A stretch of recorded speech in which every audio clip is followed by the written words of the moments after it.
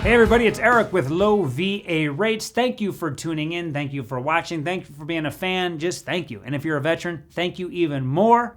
That's why I chose to wear red today. I do this every Friday, whether I'm in the office or not. Me wearing red signifies thank you, support, gratitude for everyone that has ever served in the military. Challenge you also to wear red. It's an outward expression of what you feel in here. So do it if you feel the way I do. Here's what we do every Friday. In addition to wearing red, we talk about topics that we know you guys need information on. And today we're going to talk about VA loans for surviving spouses. Not a super popular topic, but it's important. So, VA loans for surviving spouse. Surviving. Did I get that right? Surviving spouse.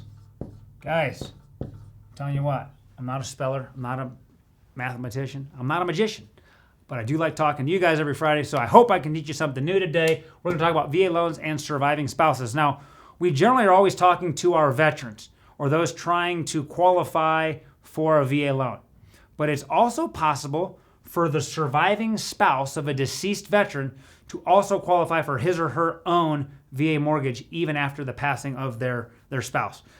In this video, I want to cover why surviving spouses qualify, what requirements they'll need to meet in order to qualify, and the steps that they're going to need to take to actually get a VA loan done. Now, why can surviving spouses get a VA loan? Well, that's kind of a rhetorical question. I think we understand that even if they didn't serve themselves, a surviving spouse of a service member or veteran still qualifies for VA loan because what in the world? Just because they didn't serve, there is no greater loss than losing a loved one, especially one that was lost in service or due to service-related injuries, okay? That is why the VA has said, of course, we want to pass on the spouse's military benefits in a small way, I guess, to try to honor the sacrifice that the spouse made while supporting their loved one in battle or just in service. So, though the home loan benefits can never replace the person who you've lost, it's a small way, I guess, that the government feels they can compensate you. So here are some requirements for surviving spouses. In order to qualify for a VA loan, the surviving spouse must meet certain requirements, okay? Said requirements a couple times today. We're going to talk about these requirements. So you don't need to meet, as the surviving spouse, you don't need to meet all of these conditions, but you're going to have to at least meet one of them. If your spouse has been classified as MIA or missing in action, you would qualify. Number two, if your spouse is a prisoner of war, you would qualify. The most common is if your spouse died while in service or due to an injury that was service connected. Right? It was a disability, and then that disability caused them to eventually pass away, you would qualify. Or was totally disabled, then died. In certain situations, the disability did not need to be their cause of death, and we can get into that at a future video. But if the veteran died while in the service or from a service-connected disability, the surviving spouse cannot currently be remarried. Now, the only exception is if the surviving spouse, number one, remarried on or after their 57th birthday, or remarried before December 16th, 2003, and applied for a VA home loan by December 15th, 2004. You might have to replay that 2 or 3 times. I did not know this prior to preparing myself for this video. If a surviving spouse does remarry, they will lose their VA eligibility. However, the eligibility can be restored if they get divorced or the newly remarried spouse ends up passing away also. So let's just kind of simplify that. Other than in a few, in my opinion, unique situations, if you're a widow or a widower of a spouse that died from military injuries or while in battle or from a disability that was caused, you're going to get their VA loan benefits as long as you are not remarried at the time you're trying to use them, okay? That's kind of it in a nutshell. Now, how can you, as the surviving spouse, go get a VA loan? Well, of course, you have to meet those requirements that we just talked about, number one.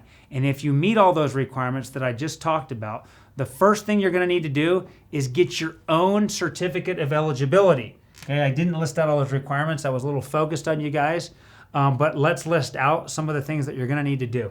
You're going to need to go get your own COE, or certificate of eligibility. And one of the first steps to getting your COE is to be receiving dependency and indemnity compensation benefits. You probably refer to that as DIC. You've got to be receiving DIC.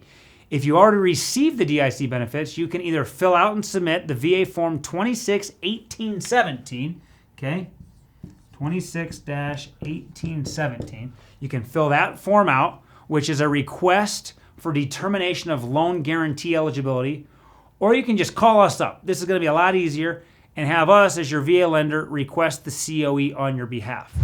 If you are not currently receiving these DIC benefits that I've talked about, then you're first going to need to apply for them. And there's a VA form out there. I'm gonna list it right now. I'm just not going to write it up on the screen for you.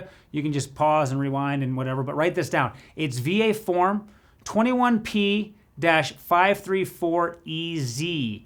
Okay, you need to do that before submitting this 26-1817 or before having your lender request your COE for you. Now, links to these forms for your benefit, we're going to list them below in the description box once this thing gets posted. Now, once you have your COE, the rest of the process to get a VA home loan is the exact same as it would have been for the living veteran. So what does that mean? Watch all of the videos on our YouTube channel, become super familiar with all the things that you need to know. But in summarization, go get pre-approved for a loan, find a real estate agent, go find the perfect home for you, make an offer. We've talked about you're going to have to get a VA appraisal, complete your actual loan application. You got to do the same thing that you would do if your spouse were still living. Now, one thing to note is that if a surviving spouse already owns a home that was bought with a VA loan while the other spouse was alive, you're not going to need a COE in order to refinance with a VA IRRRL. So all this stuff that I just talked about, let me say that again, because this happens a lot at low VA rates. You're in a home right now. Your spouse passed away however long ago, and you're still in the home with the same VA mortgage that you got originally while your spouse was alive.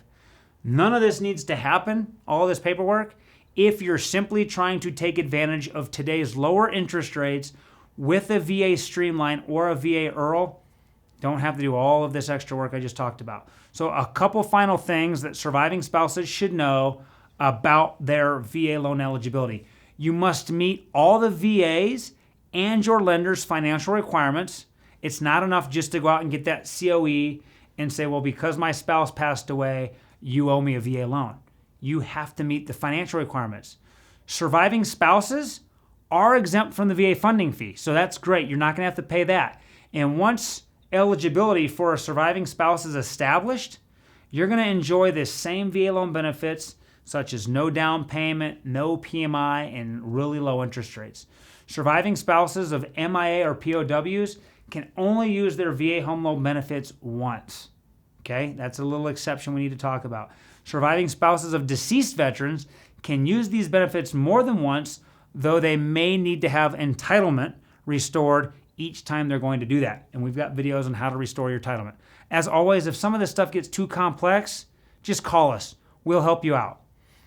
Surviving spouses of service members who gave their lives for this country are often entitled to VA benefits, including buying a home with a VA loan. Now, while there are some extra requirements we've talked about in this video, and there's some additional steps, being able to get an affordable home is an incredible blessing that is passed on to you due to your deceased spouse's military service. So if you want to take advantage of that, please reach out to us. Condolences, gratitude for those of you who are surviving spouses of deceased veterans. Thank you for your sacrifice, and if we can help in any way, shape, or form, please call us up.